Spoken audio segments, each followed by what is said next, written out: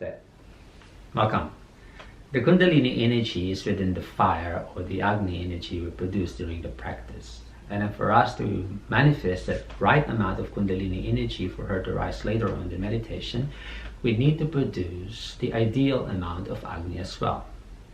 Too much Agni could irritate the Kundalini. Thus, instead of rising her up, we could actually overstimulate her. And it could lead to overstimulate the nervous system.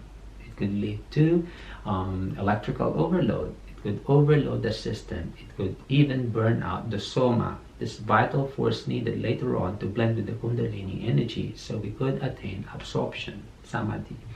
Without the Soma, if we burn out the Soma and all we have in our body is this restless, potent, powerful Kundalini, it is dangerous. It could even lead to permanent damage of our nervous system. It could lead to temporary psychosis actually. So how do we produce this right amount of Kundalini energy? Right. So this is about combining the elements we practice in the Hatha Yoga method. Right? For example, physical elements which open the hips, physical elements which awaken the core, physical elements which opens the spine. So we don't have to practice complex ones. If your bandhas are strong already, some seated twists, gentle seated twists, forward bends, especially those which will open our legs wide, as well as gentle forms of back bends, physically they are already enough. Some inversions may be very helpful, but not required at all. Because later on, if you lie down to keep your upper body upright in the meditation, the energy will have its own way of rising. And if we overdo our inversions, we could actually overstimulate our nervous system as well. So maybe once or twice a week of inversions would be enough. All right. What is essential as a preparatory elements for meditation would be some gentle forms of asanas. If you practice, for example, Surya Namaskar, that would be enough. And after Surya Namaskar, do your preparatory pranayama as well. Because after the asana, you need to do your preparatory breathing works to irrigate and open the energetic channels, the channels of our breath. And what are these pranayama? Kapalabhati breathing, Ujjayi breathing, Nadi Shodhana, or even the advanced Bhastika breath. But make sure you learn this progressively. It has to be tackled with the guidance of the teacher, someone who's been in and out of the experience safely. So we are guaranteed of our safety. We don't want to be inflicting permanent damage to our bodies when we meditate. There are dangers involved, so the guidance of the teacher is very helpful. All right. So the combination of the physical aspect and the breath regulation will produce that levels of force, the Agni force needed for meditation later on.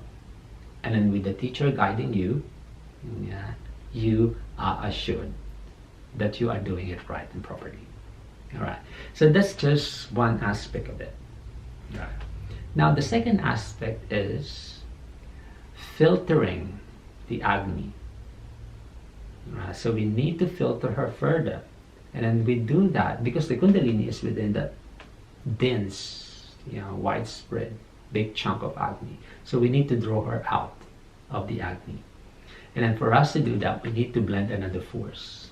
And in this force, you don't have to look outside, you don't have to seek it, it's present all along. Every time you breathe, is this universal force, the Prana, the grace of God, ever present, that we allow to enter our body through the process of inhalation. So when we inspire this force, and when we allow the awareness, the sensation, the soothing, cooling sensation of the breath, to enter the body down the bottom region of the astral system, below the Anahata chakra, below the chest, where the Agni is waiting, these two forces blend. Because the fire energy has a way of rising, because it's hot, so it will naturally rise. And then this prana has a cool, soothing sensation, and it naturally descends.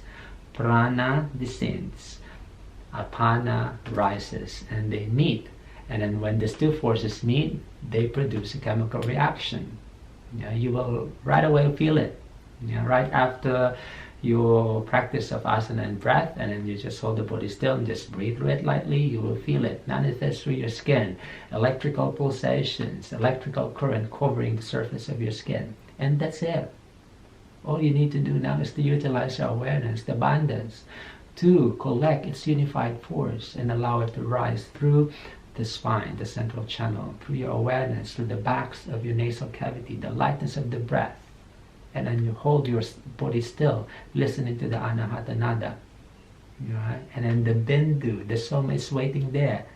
Yeah? So the unified force of the Prana and the Agni, will allow you to lift the absolute form of the Kundalini higher up, the upper chakras of the spine, where the Soma meets, inside the brain, the Sahasrara chakra. And together there, they unite, they blend, leading to absorption. So meditation process is something we could develop, progressively, safely, with the guidance of the teacher. There are dangers involved, so seek guidance. But it's so beautiful. It's something that's given to us freely. It's our gift. Right? All we need is this: the ability to move, the gift of breathing, and faith. Enjoy your meditation. See you next time. Namaste.